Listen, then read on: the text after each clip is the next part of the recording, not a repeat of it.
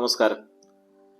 ക്ഷമ ചോദിച്ചും ക്ഷമ നൽകിയും കയറിപ്പാർക്കേണ്ട ഇടമാണ് നോമ്പിൻ്റേത്. നോമ്പിൻ്റെ വഴിയിലെ ഓരോ ചുവടിലും ഓർത്തോർത്ത് ചൊല്ലേണ്ട ഒരു സൂഫി കവിതയുണ്ട്. ഹസ്രത്ത് നിസാമുദ്ദീൻ ഔലിയായുടേതാണ് ആ കവിത.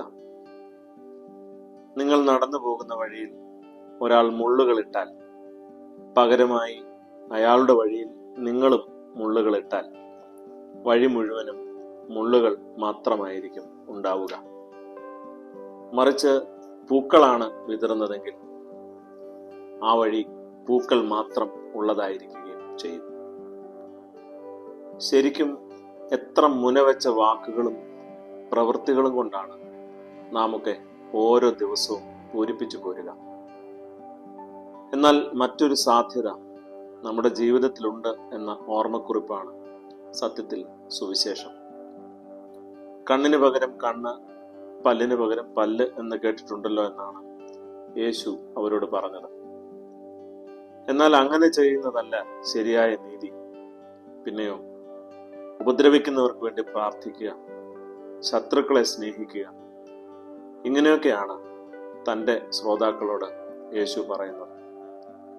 ശരിക്കും അന്നത്തെ കേൾവിക്കാരെ പോലെ തന്നെ ഇതൊക്കെ അത്ര പ്രാക്ടിക്കൽ ആണോ എന്ന ഒരു ചോദ്യം നമ്മുടെയൊക്കെ ഉള്ളിലും ഉണരാറുണ്ട്. ഈ സംശയം വരുമ്പോഴൊക്കെ സ്തേഫാനോസിനെ കണക്ക് തോറ്റുപോയ മനുഷ്യരെയൊക്കെ ഒന്ന് ഓർത്തെടുക്കണം. കല്ലിനും വാക്കിനും വാളിനും എല്ലാറ്റിനും പകരം പ്രാർത്ഥന മാത്രം തിരികെ നൽകിയവരെയൊക്കെ.